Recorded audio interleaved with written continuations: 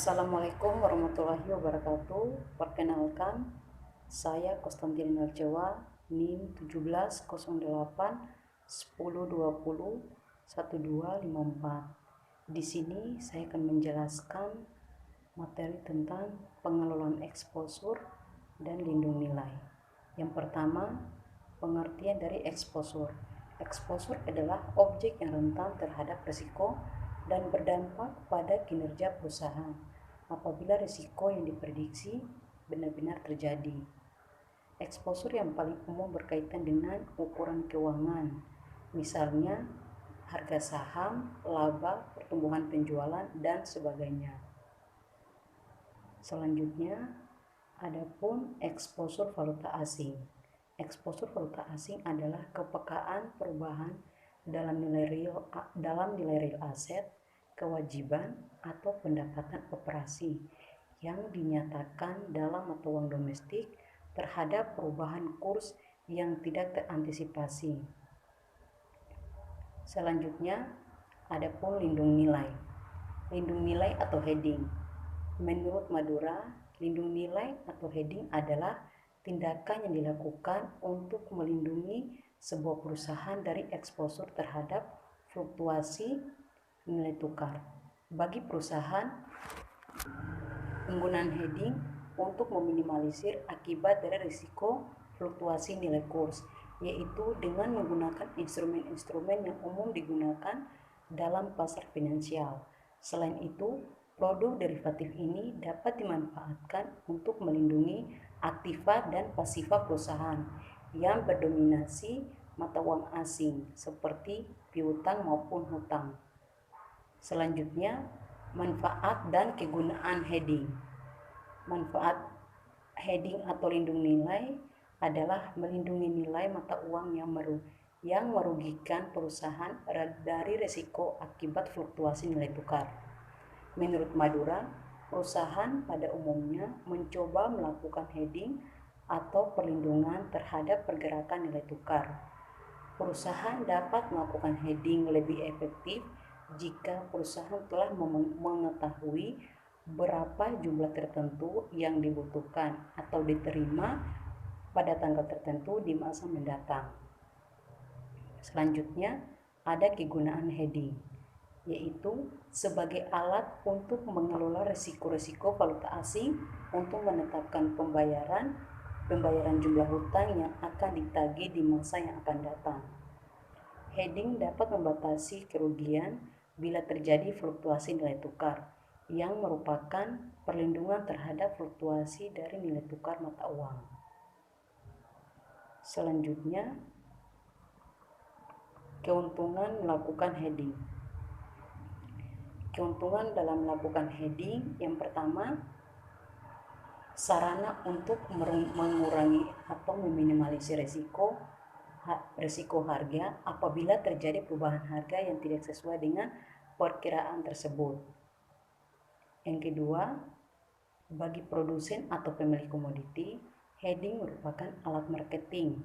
Dengan melakukan hedging, para petani dapat menentukan harga penjualan produknya sebelum, selama, dan sesudah panen melalui pasar berjangka. Mereka dapat menentukan suatu jumlah penerimaan yang akan diperoleh di kemudian hari dengan menyimpan produk tersebut untuk dijual kemudian. Yang ketiga, bagi pengelola komoditi seperti prosesor atau miller, hedging tersebut merupakan suatu alat pembelian melalui pasar berjangka. Mereka menentukan harga pembelian bahan baku yang akan diolah di kemudian hari, sehingga dapat menetapkan biaya produksi dan akhirnya dapat dengan pasti menetapkan harga jualnya untuk masa yang akan datang.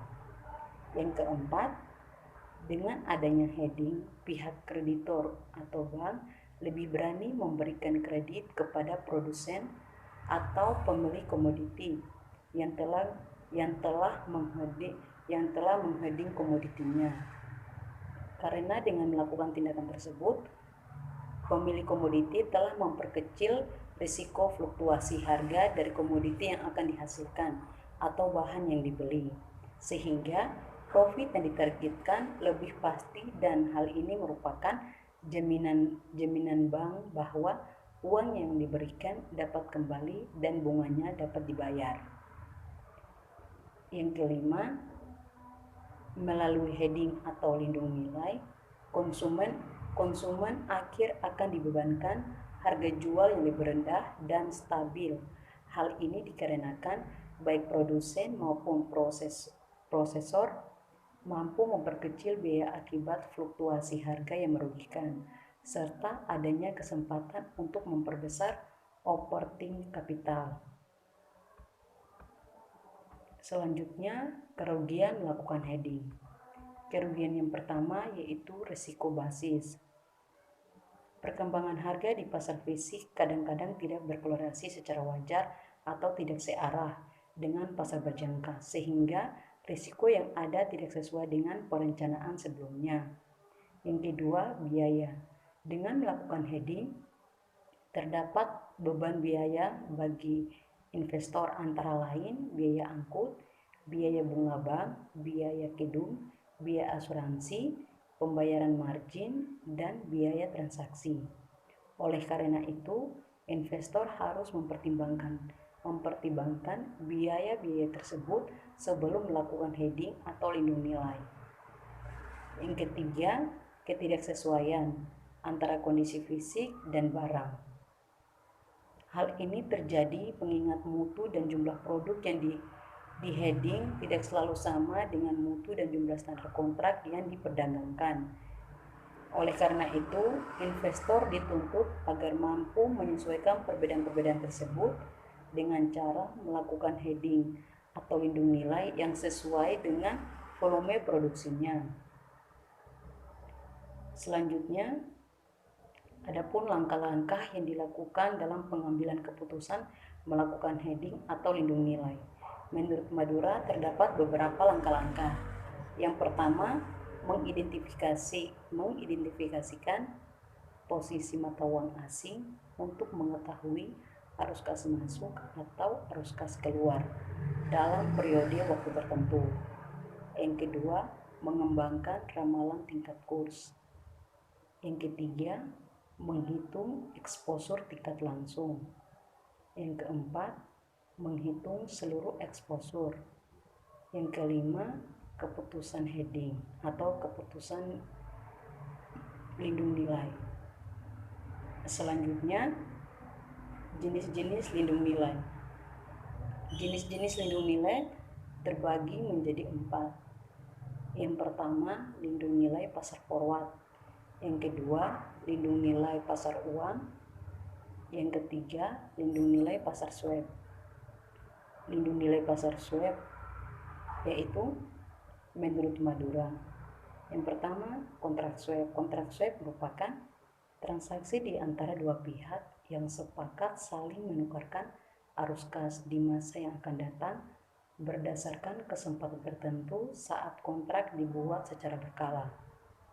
Selain kontrak swap, adapun transaksi swap. Yang dimaksud dengan transaksi swap adalah transaksi antara dua pihak di mana mereka sepakat untuk menukarkan obligasi keuangan atau keuntungan. Di dalam transaksi swap terdapat dua tipe umum transaksi.